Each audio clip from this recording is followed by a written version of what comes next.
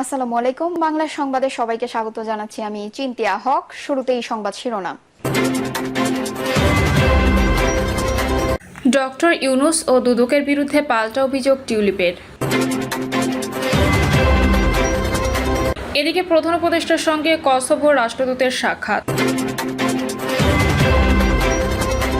জানাবো ইরানি ক্ষেপণাস্ত্র হামলার পর পাল্টা জবাবের হুমকি, তেহরানে হামলার নির্দেশ প্রতিরক্ষামন্ত্রীর।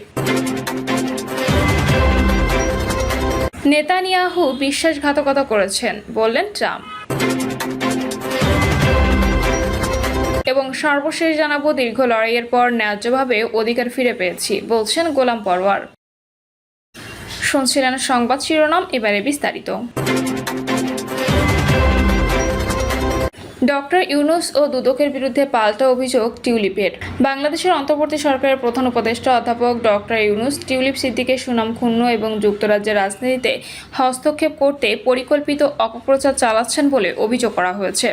সম্প্রতি টিউলিপ সিদ্দিকের আইনজীবীদের পাঠানো একটি চিঠিতে এই অভিযোগ করা হয়েছে।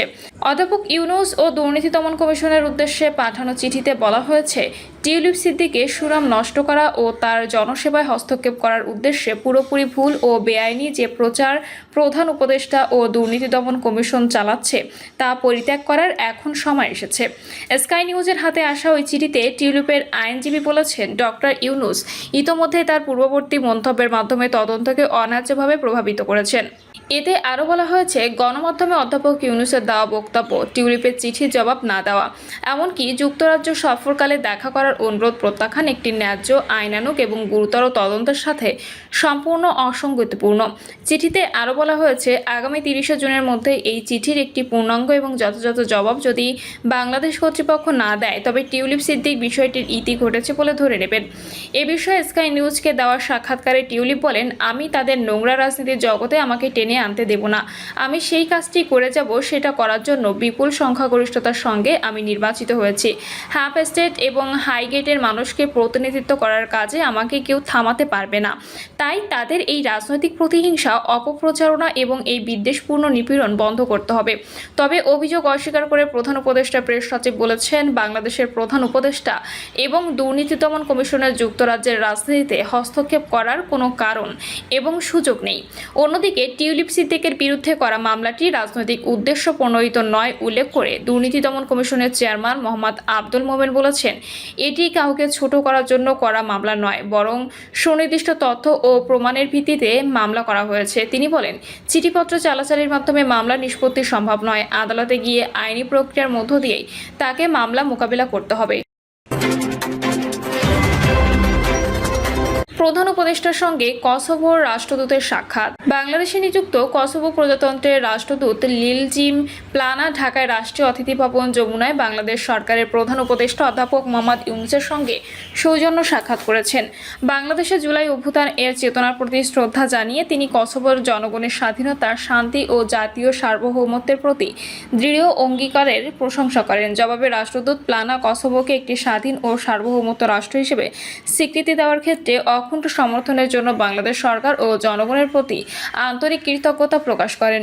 রাষ্ট্রদূত 1990-এর দশকের শেষ দিকে সশস্ত্র সংঘাতের পর কসোভোর জনগণের জীবন পুনর্গঠনে গ্রামীণ কসোভোর অবদানকে স্মরণ করেন। তিনি বলেন, আমরা বাংলাদেশকে একটি মূল্যবান অংশীদার হিসেবে বিবেচনা করি এবং আমি আপনার ব্যক্তিগত অঙ্গীকারের জন্য শ্রদ্ধা জানাতে চাই। আপনার গ্রামীণ ট্রাস্টের উদ্যোগ আমাদের জাতির জন্য এক বিশাল সহায়তা ছিল। স্বাধীনতা ও উন্নয়নে বাংলাদেশ আমাদের গুরুত্বপূর্ণ অংশীদার। যুদ্ধোত্তর সময়ে কসোভোতে বাংলাদেশের জাতিসংঘ শান্তিরক্ষীদের অবদান ও সহায়তার জন্য আমি কৃতজ্ঞতা প্রকাশ করছি। 1999 সালে প্রতিষ্ঠিত গ্রামীণ কসোভো বর্তমান কসোভোর শীর্ষস্থানীয় ক্ষুদ্র ঋণ সংস্থা, যা দেশের 20টি পৌরসভা ও 219টি গ্রামে কাজ করছে, যেখানে 97% ঋণ গ্রহীতা নারী। বাংলাদেশের গ্রামীণ ট্রাস্ট এই ক্ষুদ্র ঋণ প্রকল্পের বাস্তবায়নকারী প্রতিষ্ঠাতা। কঠিন সেই সময়ের কথা স্মরণ করে প্রধান উপদেষ্টা বলেন, এটি আমাদের জন্য একটি দারুণ অভিজ্ঞতা ছিল। যখন আমরা সেখানে পৌঁছায় তখন সবকিছু ধ্বংসপ্রাপ্ত ছিল। পুরুষরা তখনও ফিরে আসেনি, কোনো মুদ্রা ছিল না, ব্যাংকিং ব্যবস্থা ছিল না। তখন আমরা শূন্য থেকে সেখানে গ্রামীণ ব্যাংকের কাজ শুরু করি। আলোচনায় দ্বিপক্ষীয় সম্পর্ক আরও গভীর করার দিকেও গুরুত্ব দেওয়া হয়, বিশেষ করে বাণিজ্য ও অর্থনৈতিক সহযোগিতার সম্প্রসারণের উপর। প্রধান উপদেষ্টা সহযোগিতার সম্ভাবনায় কয়েকটি খাত তুলে ধরেন, যার মধ্যে রয়েছে তৈরি পোশাক, ওষুধ শিল্প, চামড়া ও চামড়াজাত পণ্য, পাটজাত পণ্য, প্রক্রিয়াজাত খাদ্য এবং হালকা প্রকৌশল খাত। তিনি কসোভোর বিনিয়োগকারীদের বাংলাদেশের অর্থনৈতিক অঞ্চলে বিনিয়োগের আহ্বান জানান। রাষ্ট্রদূত প্লানা উভয় দেশের ব্যবসায়ী সম্প্রদায়ের মধ্যে সম্পর্ক জোরদারের গুরুত্ব বিশেষভাবে উল্লেখ করেন। তিনি বাণিজ্য ও বিনিয়োগে গতিশীলতা আনার জন্য ব্যবসা ও শিল্প চেম্বারগুলোর মধ্যে সহযোগিতা বাড়ানোর আহ্বান জানান। দুই দেশের জনগণের মধ্যে যোগাযোগ বৃদ্ধির প্রয়োজনীয়তার কথা উল্লেখ করে প্রধান উপদেষ্টা কসোভোর বিভিন্ন খাতে আরও বেশি সংখ্যক বাংলাদেশি কর্মী নিয়োগে রাষ্ট্রদূতের সহায়তা কামনা করেন। ইরানি ক্ষেপণাস্ত্র হামলার পর পাল্টা জবাবের হুমকি, তেহরানে হামলা নির্দেশ প্রতিরক্ষামন্ত্রীর। ইরান যুদ্ধবিরতি ভেঙে ইসরায়েলের দিকে ব্যালিস্টিক ক্ষেপণাস্ত্র ছোড়ার পর উত্তেজনা চরমে পৌঁছেছে। দুইটি ক্ষেপণাস্ত্র ইসরায়েলের আকাশ সীমায় প্রবেশ করলেও উভয়টি সফলভাবে প্রতিহত করেছে জানিয়েছে ইসরায়েলি প্রতিরক্ষা বাহিনী। এই ঘটনার পরপরই প্রতিক্রিয়া জানিয়ে ইসরায়েলের প্রতিরক্ষামন্ত্রী ইসরায়েল কাটজ বলেছেন, যুদ্ধবিরতি লঙ্ঘনের জন্য ইরানকে কঠোর জবাব দিতে আইডিএফকে নির্দেশ দেওয়া হয়েছে। তেহরানে কেন্দ্রস্থলে শাসক গোষ্ঠীর লক্ষ্যবস্তুর ওপর তীব্র হামলার প্রস্তুতি নিতে বলেছে। এদিকে ইরান যুদ্ধবিরতি লঙ্ঘন করে ইসরায়েলের উত্তরাঞ্চলের দিকে একটি ব্যালিস্টিক ক্ষেপণাস্ত্র ছোড়ার পর তেহরানের বিরুদ্ধে পাল্টা জবাবের আহ্বান জানিয়েছেন দেশটির আইন প্রণেতারা। ইসরায়েলের কট্টর ডানপন্থী অর্থমন্ত্রী ও প্রধানমন্ত্রী নেতানিয়াহু নিরাপত্তা মন্ত্রিসভার সদস্য বেজালেল স্মোট্রিচ এক টুইটে লেখেন, তেহরান কাঁপে। অন্যদিকে ওতজমা উহাইদি বলেন, সংসদ সদস্য লেমোর সনহার মেলেক লিখেছেন, নীরবতার জবাব হবে নীরবতা। তবে ক্ষেপণাস্ত্রের জবাব কি হবে? বিরোধী দল ইসরায়েল বেইতেনুর প্রধান অভিগতর লিবারম্যান সরাসরি জবাব দেওয়ার আহ্বান জানিয়ে বলেন, মার্কিন প্রেসিডেন্ট যুদ্ধবিরতি ঘোষণা দেওয়ার 3.5 ঘন্টা পর ইরান থেকে ইসরায়েলের উত্তরে গোলাবর্ষণ শুরু হয়। আমরা চুপ থাকতে পারি না, অবহেলা করতে পারি না, অবিলম্বে জবাব দিতে হবে। লিকুদ পার্টির এমপি তালি গটলিব ঘোষণা দেন, ইরানে যে কোনো লঙ্ঘনের উপযুক্ত জবাব দেওয়া হবে।